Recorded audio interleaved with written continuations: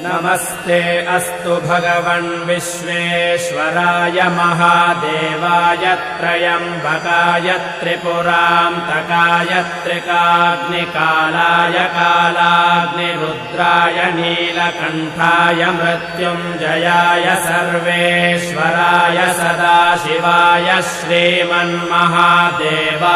नमः।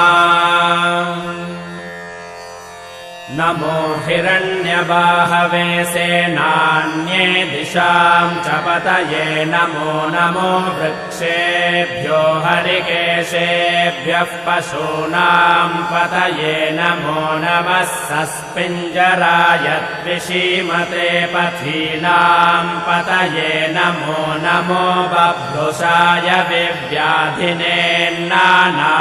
पतये नमो नमो हरिकेशाय योपवीतिने पुष्टान्